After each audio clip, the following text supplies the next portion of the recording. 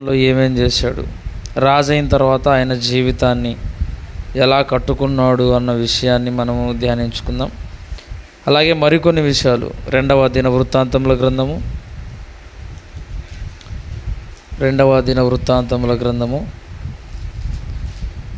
31వ అధ్యాయము 18వ వచనం. అనగా నమ్మకమైన వారై తమ్మును ప్రతిష్ఠించుకొనిన లేవీయులకును తమ పిల్లలతోనూ భార్యలతోనూ కుమారులతోనూ కుమార్తెలతోనూ సమాజం అంతటను సరిచూడబడిన వారికి చాలమ్మా. హిజ్కియా గారు దేవుడి మందిరంలో సేవ చేయడానికి కొంతమందిని ఎన్నుకోవడం జరిగింది. వాళ్ళే లేవీయులు. ఈ లేవీయులుగా ఉన్నవారు తమ్మును తాము ఏం చేశారంటే దేవుడికి ప్రతిష్ఠించుకున్నారు. ఎప్పుడైతే దేవుడికి ప్రతిష్ఠించుకుంటారో అప్పుడు వాళ్ళు లోకానికి సంబంధించిన వాళ్ళు కాదు, దేవుడితోనే సంబంధాన్ని కలిగి ఉంటూ దేవుడితోనే సహవాసాన్ని కలిగి ఉండేవారు ప్రతిష్ఠించుకున్నవారు. అలాగే మనము కూడా బాప్తిజం తీసుకున్నప్పటి నుంచి దేవుడికి మనము ప్రతిష్ఠించబడిన వారు. ఎప్పుడైతే మనం ప్రతిష్ఠించుకున్నామో మనల్ని మనము లోకముతో అప్పటి నుంచి సంబంధం లేకుండా దేవుడి పిల్లలతో సహవాసం, దేవుడి వాక్యంతో సహవాసం, దేవుడితోనే మనం సహవాసాన్ని కలిగి ఉంటూ మన ఆత్మీయ జీవితంలో ముందుకెళ్ళాలి. అందుకోసమే పాపాన్ని మనము విడిచిపెట్టి దానికి దూరంగా ఉండడమే మనల్ని మనము దేవుడికి ప్రతిష్ఠించుకోవటం. అలాగే లేవీయులుగా ఉన్నవారు దేవుడికి ప్రతిష్ఠించుకున్నారు. ఇంకా ఏం చెప్తున్నాడు చూడండి, అదే 31:20 వచనం. హిజ్కియా యూదా దేశం అంతటను ఇలాగున జరిగించి తన దేవుడైన యెహోవా దృష్టికి అనుకూలముగాను యథార్థముగాను నమ్మకముగాను పనిచేయచ్చు వచ్చను. హిజ్కియా గారు కేవలము దేవుడి ఎదుట మాత్రమే మంచిగా ఉంటూ ఆయనకు అనుకూలంగానే నడుచుకున్నాడు తప్ప మనుషులకు అనుకూలంగా నడుచుకోలేదు. అలాగే దేవుడు మనకేం చెప్తున్నాడంటే మీరు కూడా మనుషులకు అనుకూలంగా నడుచుకోవద్దండి, మనుషుల ఎదుట మాత్రమే మీరు భక్తిపరులుగా ఉండకండి, దేవుడి ఎదుట అనుకూలంగా మీరు ఉండండి, దేవుడి దృష్టిలోనే భక్తి కలిగిన వారుగా మీరు ఉండండి అని మాట్లాడుతున్నాడు. చాలామంది ఏంటంటే దేవుడి కార్యక్రమాలైనా మనుషులకు సపోర్ట్ చేస్తాం కదా, మనుషులకు సపోర్ట్ చేసుకుంటూ దేవుడి కార్యక్రమాన్ని చెడగొట్టాలనుకుంటే అది నువ్వు మనుషులకు అనుకూలంగా ఉన్నట్టు. ఎప్పుడైతే దేవుడి పని నువ్వు నెరవేర్చాలనుకుంటావో, దేవుడి పనిని మనం చెయ్యాలనుకుంటామో అప్పుడు దేవుడికి అనుకూలంగా మనం నడుచుకుంటున్నట్టు హిజ్కియా గారి జీవితంలో ఆయన అనుకూలంగాను యథార్థముగాను నడుచుకుంటూ నమ్మకంగా పనిచేస్తూ వచ్చాడు. చూడండి, హిజ్కియా గారి జీవితంలో ప్రతి పనిలో ఆయన ఏం చూపిస్తున్నాడు? నమ్మకాన్ని చూపిస్తున్నాడు, నమ్మకంగా పనిచేస్తున్నాడు. దేంట్లో నమ్మక ద్రోహం అనేది చేయలేదు దేవుడికి. మనకేం చెప్తున్నాడంటే హిజ్కియా గారే అలా ఉన్నప్పుడు ఈనాడు క్రైస్తవులుగా పిలువబడుతున్న మీరు కూడా అది ఏ దాంట్లో అయినా సత్క్రియలు మీరు ఎలా చేయాలంటే నమ్మకంగా చెయ్యాలి. అందులో కొంచెం మీరు తప్పిపోయినా నమ్మక ద్రోహులుగా మిగిలిపోతారు. కాబట్టి హిజ్కియా లాగా మీరు నమ్మకంగా మీ ఆత్మీయ జీవితంలో పని చేసుకుంటూ పోండి, ఎన్ని కార్యక్రమాలు చేయాలో అన్ని కార్యక్రమాలు మీరు చేసుకుంటూ ముందుకెళ్ళండి అని చెప్తున్నాడు. ఇంకా చూడండి, తన దేవుని ఆశ్రయించుటకై దేవుని మందిర సేవ విషయం అందేమి, ధర్మశాస్త్ర విషయం అందేమి, ధర్మం అంతటి అందేమి తాను ఆరంభించిన ప్రతి పని హృదయపూర్వకముగా జరిగించి వర్ధిల్లాడు. అంటే ఒక మనిషి అభివృద్ధి చెందగలడు అంటున్నా, ఒక మనిషి అభివృద్ధి చెందుతున్నాడు అంటే, ఒక మనిషి గొప్పగా ఎదుగుతున్నాడంటే, దేవుడిలో గొప్పగా ఉన్నతంగా ఎదుగుతున్నాడంటే కారణం ఏంటి? అతడు హృదయపూర్వకంగా ప్రతి పనిని జరిగిస్తున్నాడు కాబట్టి, అతడి మనసు మంచిది కాబట్టి అన్ని విషయాల్లో ఎదుగుతున్నాడు. దావీదు గారి మనసు మంచిది కాబట్టి వెళ్ళిన చోటల్లా విజయాన్ని సాధిస్తున్నాడు, వెళ్ళిన చోటల్లా గొప్పగా ఆ పేరు తెచ్చుకుంటున్నాడు. అలాగే మనం కూడా ప్రతి పనిని హృదయపూర్వకముగా మనస్ఫూర్తిగా మనం ఎప్పుడైతే చేస్తామో అప్పుడు మనం వర్ధిల్లుతాము, అప్పుడే మనం అభివృద్ధి చెందుతాం. మనం అభివృద్ధి చెందలేదంటే అది విశ్వాసంలో కానివ్వండి, పవిత్రతలో కానివ్వండి, ప్రేమలో కానివ్వండి, ప్రార్థనలో కానివ్వండి, వాక్యంలో కానివ్వండి, ఏంట్లో కూడా మనం అభివృద్ధి చెందలేదంటే హృదయపూర్వకంగా మనం ఆ పనిని చెయ్యలేదని అర్థం. మన లోకంలో కానివ్వండి, దేవుడిలో కానివ్వండి అభివృద్ధి జరగలేదు, అభివృద్ధి కనబడలేదు అంటే మన మనస్సు మంచిదిగా లేదు, మనం చేసేది హృదయపూర్వకంగా చెయ్యట్లేదు కాబట్టి అభివృద్ధి చెందలేదు. మరి హిజ్కియా గారు ఆయన జీవితంలో ప్రతి పనిని హృదయపూర్వకంగా చేస్తున్నాడు కాబట్టే అతడు వర్ధిల్లేను అని ఉంది చూడండి. ఇంకా ఆయన జీవితంలో ఎన్ని చేశాడంటే 32వ అధ్యాయం 3వ వచనం. పట్టణం బయట ఉన్న ఊట నీళ్లను అడ్డవలనని తలచి తన అధిపతులతోనూ పరాక్రమశాలతోనూ యోచన చేయగా సహాయం చేసి 5వ వచనం. మరియు రాజు ధైర్యము తెచ్చుకొని పాడైన గోడ యావత్తు కట్టించి గోపురముల వరకు దానిని ఎత్తు చేయించి బయట మరి ఒక గోడను కట్టించాడు. అష్షూరు రాజైన సన్హెరీబు వస్తున్నాడని తెలియగానే అందరితో సమావేశాన్ని ఏర్పాటు చేస్తున్నాడు చూడండి. శత్రువు వస్తున్నాడు, మనం ఏం చెయ్యాలి, వాడు మన మీద ఎలా దాడి చేస్తాడు, మనం ఎలా ఎదుర్కోవాలి అని అందరితో ఒక మీటింగ్ పెట్టుకున్నాడు. ఈరోజు వ్యక్తిగతంగా మన జీవితంలోకి అపవాది వస్తున్నాడంటే, పాపం వస్తుందంటే నువ్వు ఒకటి చెయ్యాలి. నువ్వు ఆత్మీయులతో సమావేశపడి ఆత్మీయులను సమావేశపరిచి, ఇదిగో నాకు ఈ సమస్య ఉంది, ఈ సమస్యకు పరిష్కార మార్గం ఏంటి, అపవాది నా మీద బలంగా ఉన్నాడు, అపవాది నన్ను పాపంలో పోవాలని ప్రేరేపిస్తున్నాడు, ఆ పాపాన్ని చెయ్యాలంటున్నాడు, ఏంటి దీనికి పరిష్కార మార్గం అని ఆత్మీయులతో నువ్వేం చేయాలి, సమావేశం కావాలి, ఆత్మీయులతో మాట్లాడాలి. అప్పుడు నీకు పరిష్కార మార్గం అనేది దొరుకుతుంది. అప్పుడు ఆ పాపాన్ని నువ్వు ఎలా జయించాలో నేర్చుకుంటావు. ఇప్పుడు ఆ సమస్య ఉందని తెలిసి, ఆ సమస్య ఉంది, నేను ఈ పాపంలో ఉన్నాను, ఏం చేయాలి ఏంటని నువ్వు ఒక్కడివే సతమతం అవుతూ ఉంటే పరిష్కార మార్గం నీకు దొరకదు. ఎవడో ఒకరు నీకు చెబితేనే దానికి పరిష్కార మార్గము దొరికేది. అలా సన్హెరీబు వస్తున్నాడని సమావేశపరిచినప్పుడు అందరూ ఏమన్నారంటే, అయ్యా నీ కోటలన్నీ బాగు చేసుకో, చుట్టూ ఏం చేయాలి, కోటలను కట్టించు, చుట్టూ గోడలను కట్టించు, దాటి రాకూడదు. ఎన్ని గోడలు? 2 గోడలు. మన రాజ్యానికి బయట ఒక గోడ, దానికి అవతల ఇంకొక గోడ కట్టించు, శత్రువు మన మీదకి రాకూడదని సలహాలు ఇస్తున్నారు చూడండి. అంటే మన ఆత్మీయులతో సమావేశమైనప్పుడు, ఆత్మీయులతో మన సమస్యలు చెప్పుకున్నప్పుడు దానికి తగిన పరిష్కార మార్గం అనేది దొరుకుతుంది. హిజ్కియా రాజు సన్హెరీబు వస్తున్నాడని తన రాజ్యాన్ని కాపాడుకోవటానికి ఒక గోడ కట్టాడు, అలాగే ఇంకొకటి కట్టాడు. ఎందుకంటే శత్రువు మన మీదికి రాకుండా ఉండటం కోసం. ఈరోజు మనము అంతే, మన ఆధ్యాత్మిక జీవితంలో పాపం అనేది మన మీదికి రాకుండా, అపవాది బాణాలు మనల్ని తాకకుండా మన చుట్టూ ప్రార్థననే కంచె వేసుకోవాలి, ఇంకొకటి వాక్యం అనే కంచెను వేసుకోవాలి. ఎప్పుడైతే ఆ రెండింటిని మనం వేసుకుంటామో అప్పుడు ఆ దూరంగా ఉన్న పాపం మన మీదికి రాకుండా అడ్డుపడతాం. అపవాది బాణాలు కానీ, అపవాదికి సంబంధించిన తంత్రాలు కానీ, అగ్ని బాణాలు కానీ ఆ ప్రార్థనను, వాక్యాన్ని దాటుకొని మన దగ్గరికి రాకుండా ఉంటాయి. అలా మనం ఏం చేసుకోవాలి, మనల్ని మనం కాపాడుకోవడానికి చుట్టూ కంచెలు వేసుకోవాలి, కోట గోడలను కట్టుకోవాలి.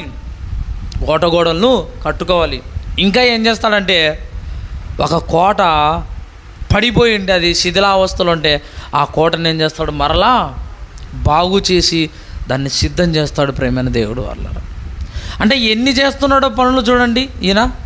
అంటే ఈయన చేస్తున్న పనులకు మనకేంటి సంబంధం అంటే, ఆయన చేస్తున్నది ఒక్కసారి మన ఆత్మీయ జీవితానికి అప్లై చేసుకుంటే అప్పుడు మన జీవితం బాగుంటుంది. ఈయన రాజ్యాన్ని కాపాడుకోవడానికి గోడలు కట్టుకుంటున్నాడు, మనం ఏం చేయాలి, మన ఆత్మను కాపాడుకోవటానికి గోడలను కట్టుకోవాలి. ఇంకా ఈయన ప్రజలందరినీ ఎలా ప్రోత్సహిస్తున్నాడంటే 32వ అధ్యాయము 7వ వచనం. మీరు దిగులు పడకుడి, ధైర్యం విడవకుడి, అష్షూరు రాజుకైనను అతనితో కూడా ఉన్న సైన్యమంతటికైనా మీరు భయపడవద్దు, విస్మయమొందవద్దు.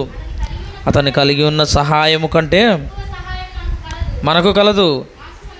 మాంస సంబంధమైన బాహువే అతనికి అండ.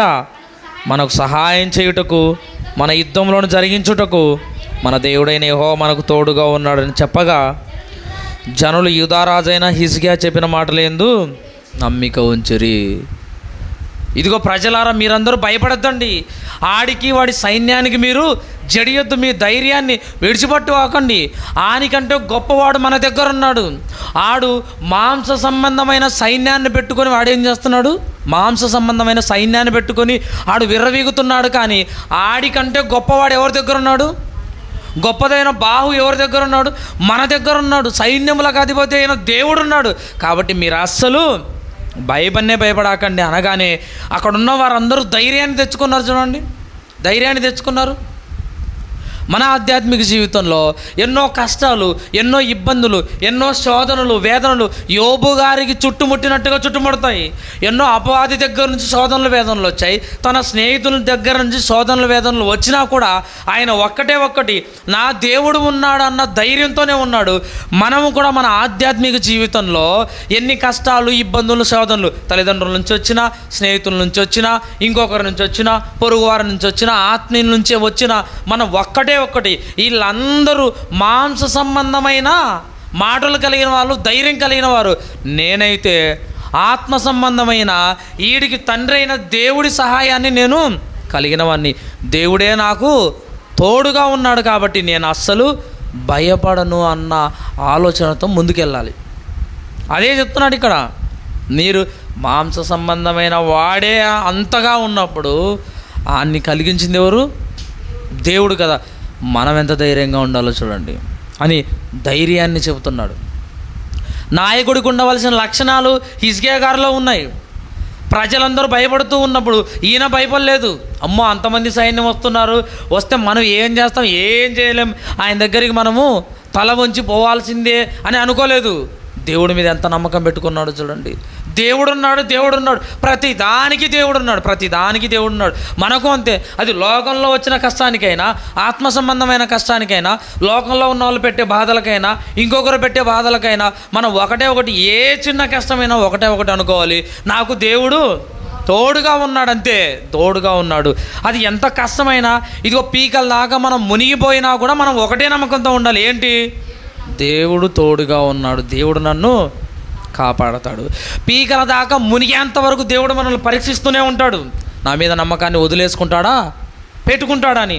అలా మనం పెట్టుకున్నాం అనుకోండి, దేవుడు చేయి పట్టి మనల్ని పైకి లాగుతాడు. అంటే మన నమ్మకాన్ని పోగొట్టుకోకుండా ఉండాలి. ఈయన జీవితాన్ని బట్టి మనకు నేర్పుతున్నది ఇదే. ప్రజలందరినీ ఎలా మోటివేషన్ చేస్తున్నాడు చూడండి. మీరు అస్సలు ఆడికి భయపడకండి, ఆడికంటే మన దగ్గర ఉన్నోడు చాలా గొప్పవాడు అని చెప్తున్నాడు. ఇంకా చూడండి, నేను అదే 32వ అధ్యాయము 19వ వచనం చూడండి.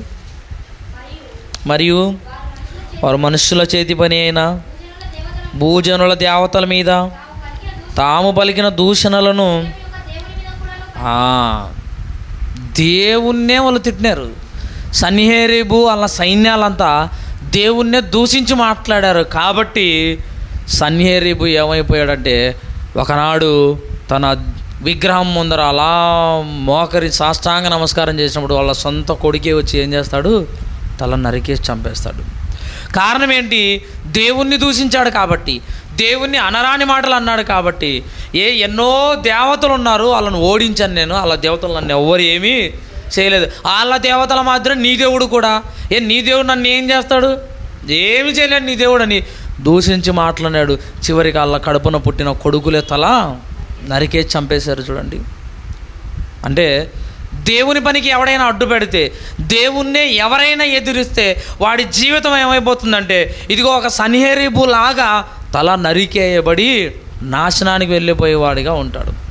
దేవుడి పని బాగా జరుగుతున్నప్పుడు ఆ దేవుడి పనికి అడ్డుపడి ఎన్నో లేని వార్తలు పుట్టించి, ఎన్నో అనరాని మాటలని, ఆడు చెయ్యకపోయినా చేసాడు అని చెప్పి, అది జరగకపోయినా జరిగింది అని దేవుడి పనిని ఎవడైతే ఆపాలనుకుంటాడో, సన్హెరీబులాగా వాడు కుక్క చావు చేస్తాడు. వాడి గతి అంత భయంకరంగా మారిపోతుంది. అందుకోసమే మనం ఏ పని ఆపినా పర్వాలేదు, కానీ దేవుడికి సంబంధించిన ఏ పని ఆపినా కూడా మన పరిస్థితి అలాగే ఉంటుంది.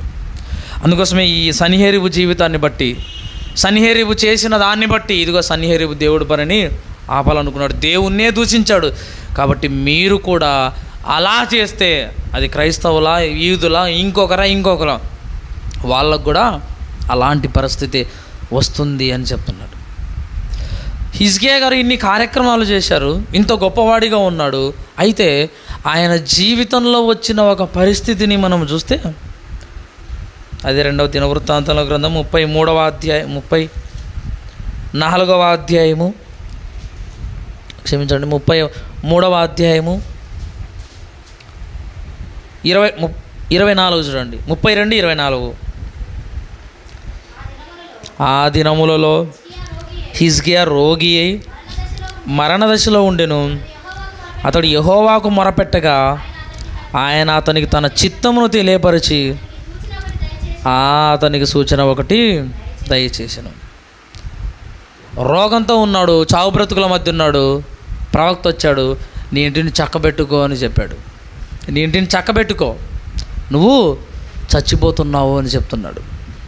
హిజ్కియా గారికి, ఇదిగో నువ్వు పలానా రోజు చచ్చిపోతున్నావు, నీ ఇంటిని చక్కబెట్టుకో అని మనకు చెప్తున్నాడు. ఈరోజు మన చావు మనకేంటో మనకు తెలియదు, రేపే కానీ మర్నాడే కానీ అని తెలియదు. కొన్ని రోజుల్లో చచ్చిపోతున్న ఆయనే తన ఇంటిని చక్కబెట్టుకుంటున్నప్పుడు ఎప్పుడు చేస్తామో తెలియదు మనకు. అలాంటిది మన ఇంటిని మనం ఎంత బాగా చక్కబెట్టుకొని ఉండాలో చూడండి. జ్ఞానవంతులుగా ఉండి, జ్ఞానపురాళ్ళుగా ఉంటూ ఎంతగా మన ఇంటిని కట్టుకోవాలో చూడండి. 2-3 రోజుల్లోనే నువ్వు చచ్చిపోతావు అంటుంటే ఆయన ఇల్లు చక్కబెట్టుకోమంటున్నాడు. ఈరోజు ఎప్పుడు చేస్తావో నీకు తెలీదు. నీ జీవితం నీటి బుడగ లాంటిది, ఎత్తలేని నీటి వంటిది, త్రాసు మీద ధూళి వంటిది. అంత చిన్న జీవితం నీది, టైం అంటూ లేదు దానికి. నీ టైం నీకు తెలియదు కాబట్టి నువ్వు ఎల్లప్పుడూ సిద్ధంగా నీ ఇంటిని చక్కబెట్టుకొని ఉండాలి. ఎల్లప్పుడూ ఆయన కోసం ఎదురు చూసేవాడంగా ఉండాలి. ఎల్లప్పుడూ మనం మెలకువతో ఉండాలి యేసుక్రీస్తు వారి రాకడ కోసం చూడండి. ఎందుకంటే మన చావు ఏంటో మనకు ఎప్పుడో తెలియదు కాబట్టి. ఆయనకైతే తెలుసు కాబట్టి చక్కబెట్టుకొని ఇంటిని చక్కబెట్టుకుంటున్నాడు. నీవు మరణమవుతున్నావు చక్కబెట్టుకుంటున్నాడు. కానీ మనకు మరణం ఎప్పుడు అవుతామో తెలియదు కాబట్టి మనం ఎల్లప్పుడూ మన ఇంటిని చక్కబెట్టుకొనే ఉండాలి. చక్కబెట్టుకొని మన మరణం కోసం మనం ఎదురు చూస్తూ ఉండాలి. ఎల్లప్పుడూ మన ఇంటిని మనం సిద్ధం చేసుకొని ఉండాలి. ఎప్పటికప్పుడు ఏ పాపం అయితే ఉందో దాన్ని తీసేసుకుంటూ మనం సిద్ధంగా పవిత్రంగా ఉండాలి. పవిత్రంగా ఉండి ఒకటి ఇంకా నేను పవిత్రంగా ఉన్నాను, ఇక నా చావు ఎప్పుడు వస్తుందా ఏమో అని నేను ఎదురు చూస్తున్నాను. ఎందుకంటే ఖచ్చితంగా నేను చనిపోతాను, ఆ దేవుడి దగ్గరికి చేరుకుంటాను. ఇదే చూడండి, ఆయనకైతే ఉంది కానీ మనకైతే లేదు. ప్రేమైన దేవుడు వాళ్ళారా, చూడండి ఇంకేం చేస్తున్నాడు. మొరపెట్టగా, యెహోవాకు మొరపెట్టగా ఆయన అతనికి తన చిత్తమును తెలియపరిచాడు.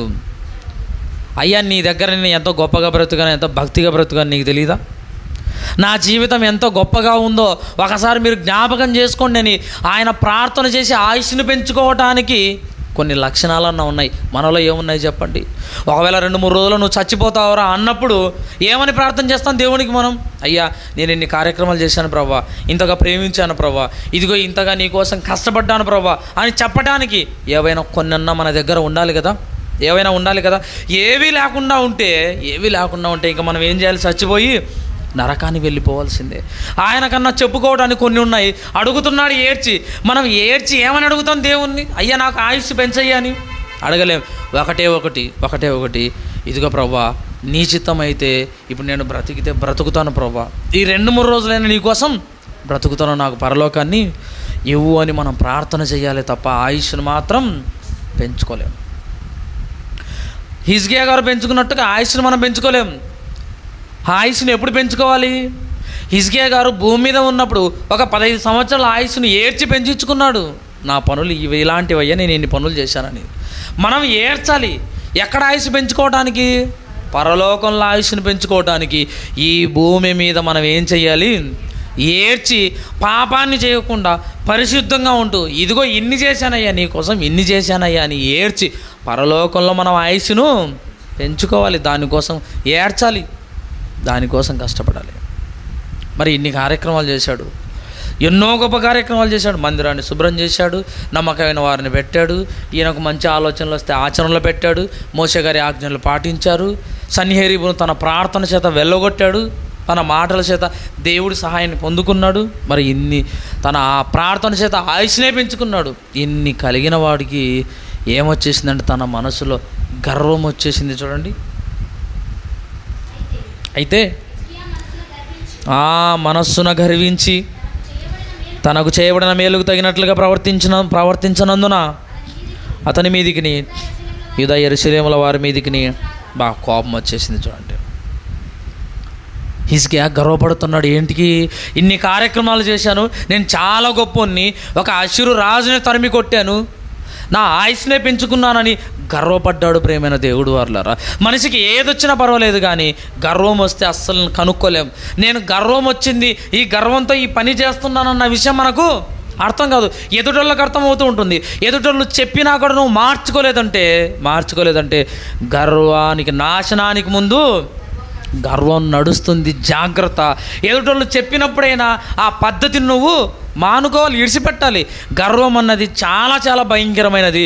పూర్వకాలంలో బ్రతికిన రాజులందరూ, భక్తులందరూ గర్వంతోనే వాళ్ళ జీవితాలను పాడు చేసుకున్నారు, నాశనం చేసుకున్నారు. అదే మనం గర్వపడ్డామనుకోండి, గర్వపడితే మన జీవితాలు కూడా అలానే అయిపోతాయి. ఒరే నువ్వు చెప్పినట్టుగా ఎవరు వాక్యం చెప్పలేదు అంటే మనం గర్వపడిపోతున్నామంట. నిజంగానే నేను చెప్పినట్టు ఎవరు చెప్పలేరా? నేను పాడినట్టు ఎవడు పాడలేడా? నేను చేసినట్టు ఎవరు చేయలేరా? నేను దేవుడి సేవకు పోతున్నట్టుగా ఎవరు పోలేరా? అంటే నేను చేస్తున్నట్టుగా ఎవడు చేయలేదంటే నేను ఎంత గొప్పని, నా ప్రార్థన ఎంత, నా గొప్పతనం ఎంత, నేను చేసే పని ఎంత అని నువ్వు గర్వపడుతున్నావా? దాన్ని బట్టి నువ్వు నాశనం అయిపోతావు. అలా అంటున్నప్పుడు ఆ పనులను బట్టి, నువ్వు చేసే కష్టాన్ని బట్టి దేవుడికి ఏం చేయాలి? కృతజ్ఞతాస్తుతులు చెల్లించాలి, దేవుడికి స్తోత్రం అని చెప్పాలి. అలా చెప్పకుండా నీ మనస్సులో నువ్వు గర్వపడుతున్నావంటే ఆ గర్వంతో నీలో ఉన్న మంచివన్నీ తుడిచిపెట్టుకోబోతాయి. ఆ గర్వం ఒక్కటి మిగిలిపోతుంది, అదే నిన్ను నరకానికి నడిపిస్తుంది. పాపం అన్నది చాలా భయంకరమైనది. ప్రియమైన దేవుడు వారలారా, మనిషి ఆరోగ్యం బాగుండాలంటే రోజు 10,000 అడుగులు వేస్తే మనిషి ఆరోగ్యంగా ఉంటాడు అని ఆరోగ్య నిపుణులు చెబుతున్నారు. 10,000 అడుగులు వేస్తే, 10,000 అడుగులు వేస్తే నీ శరీరం బాగున్నప్పుడు మరి ఆత్మ బాగుండాలంటే ఎన్ని అడుగులు వేయాలి చెప్పండి? మన ఆత్మ బాగుండాలంటే మన జీవితాంతం మనం ఏం చేయాలి? దేవునితో అడుగులు పడుతూనే ఉండాలి, దేవుడి వాక్యంతో అడుగులు పడుతూనే ఉండాలి, దేవుడి సేవకులతో, దేవుడి సంబంధించిన ఆత్మీయులతో మన అడుగులు పడుతూనే ఉంటే మన ఆత్మీయ ఆరోగ్యము బాగుంటుంది, పెరుగుతుంది. చూడండి, శరీరానికి సంబంధించిందే అంత గొప్పగా చెప్తున్నప్పుడు మరి ఆత్మకు సంబంధించింది చూడండి, ఆత్మకు సంబంధించింది. ఒక రాయి కొన్ని సంవత్సరాల తరబడి సముద్రంలో ఉంటుంది, కానీ ఆ రాయి మెత్తబడుతుందా గట్టిగానే ఉంటుంది చెప్పండి? గట్టిగానే ఉంటుంది, మెత్తబడదు. కొన్ని కోట్ల సంవత్సరాల నుంచి సముద్రంలో ఉన్న ఆ రాయి గట్టిగానే ఎలా ఉంటుందో అలాగే మనము కూడా, మనం చనిపోయేంత వరకు మనం దేవుడిలో ఉన్నామనుకోండి, మన ఆత్మీయత స్థిరంగా ఉంటుంది, మన విశ్వాసము స్థిరంగా ఉంటుంది, మన ఆత్మీయ ఎదుగుదల కూడా గొప్పగా ఉంటుంది. ఎప్పుడు? ఎల్లప్పుడూ మనము దేవుడితోనే ఉండాలి, దేవుడిలోనే ఉండాలి. ఆ రాయి నీళ్ళలో ఉన్నట్టు మన ఆత్మీయ జీవితం ఎవరిలో ఉండాలి? దేవుడిలో ఉండాలి. వాక్యం అనే జీవజనంలో మునిగి ఉండాలి. అలా ఉంటేనే ఆ గర్వం అనేది మనకు రాకుండా దూరంగా ఉంటుంది. ప్రపంచంలో దోమలు లేని దేశాలు ఉన్నాయి, పాములు లేని దేశాలు ఉన్నాయి, సూర్యుడు వెలుగు లేని తగలని దేశాలు ఉన్నాయి. ఎన్ని ఉన్నాయి చూడండి. దోమలు లేని దేశం ఉంది, పాములు లేని దేశం ఉంది, ఆడవాళ్ళు లేని దేశము ఉంది. ఎన్ని ఉన్నాయి చూడండి ప్రపంచంలో. ఇదిగో ఇవన్నీ ఉన్నాయి, అది లేదు, ఇది లేదు, అది లేదు, ఇది లేదు అంటున్నారు, కానీ పాపం లేని దేశం ఏదైనా ఉందా చూపించండి అంటే లేదు. ప్రతి దేశంలో ఏముంది? పాపం ఉంది అంటే పాపము ఎంత విచ్చలవిడిగా పెట్టరేగిపోతుందో చూడండి. పాపం ఎంత భయంకరంగా దేశం నుంచి దేశానికి పాకిపోతుందో చూడండి. మనిషి నుంచి మనిషికి, దేశం నుంచి దేశానికి పాకిపోతూనే ఉంది. అందుకోసమే పాపం విషయంలో మనం చాలా చాలా జాగ్రత్తగా ఉండాలి. ఒక వైరస్ ఒక దేశం నుంచి మరో దేశానికి రాకుండా ఎన్ని కట్టుదిట్టమైన జాగ్రత్తలు తీసుకుంటున్నారో, ఎన్ని మాస్కులు వేసుకుంటున్నారో, అలాగే ఈ పాపము కూడా ఒకరిలో నుంచి ఇంకొకరి పోకుండా ఆ పాపాన్ని మనంలోనే అంతము చేసేయాలి. వాక్యముతో, ప్రార్థనతో, మన పవిత్రమైన ఆత్మీయతతో మనం ఏం చేయాలి? ఆ పాపాన్ని అంతం చేసేయాలి. అప్పుడే ప్రపంచమంతా కూడా బాగుంటుంది. చూడండి, ఆయన జీవితంలో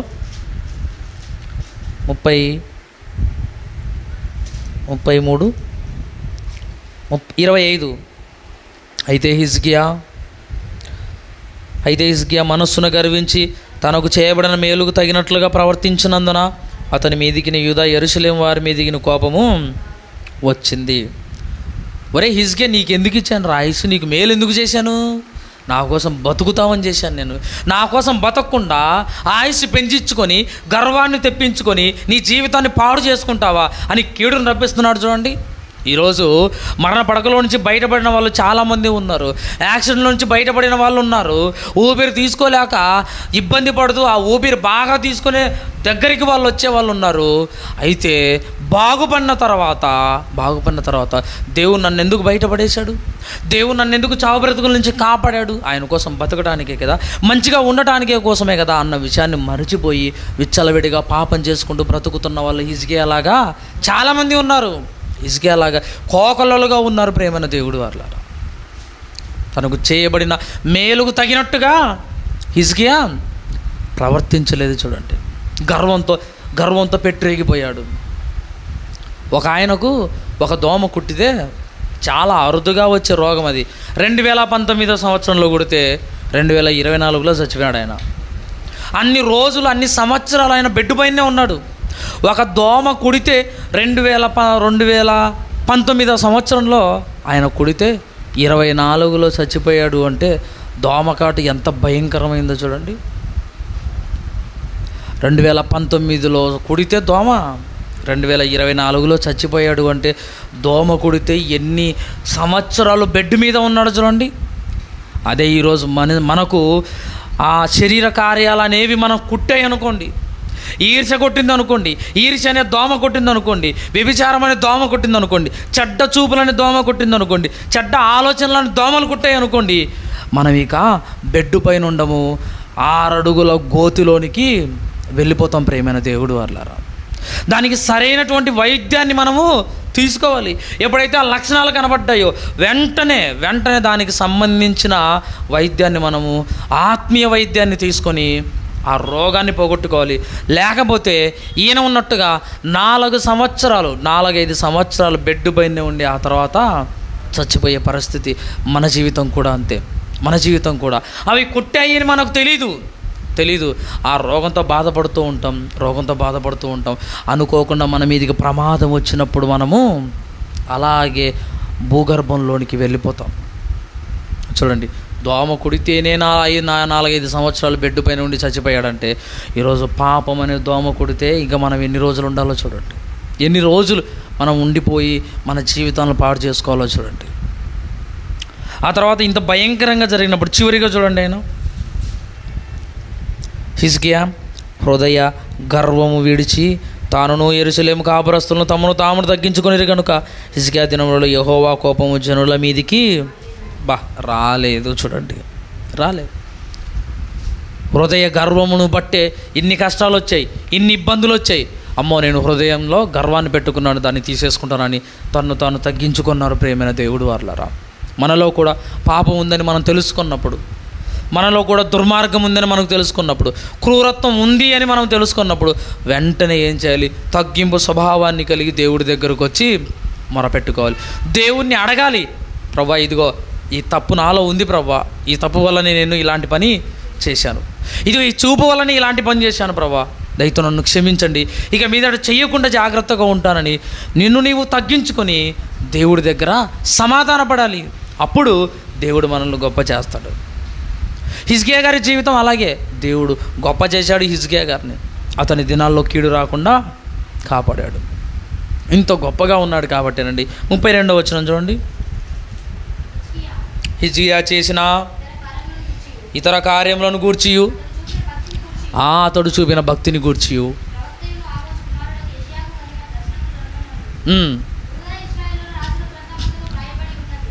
చాలా. హిజ్కియా గారు చేసిన పనులు, సత్క్రియలను గురించి, ఆయన భక్తిని గురించి, ఆయనకున్న విశ్వాసాన్ని, ఆయనకున్న యథార్థతను గురించి ఎక్కడ రాయబడ్డాయి?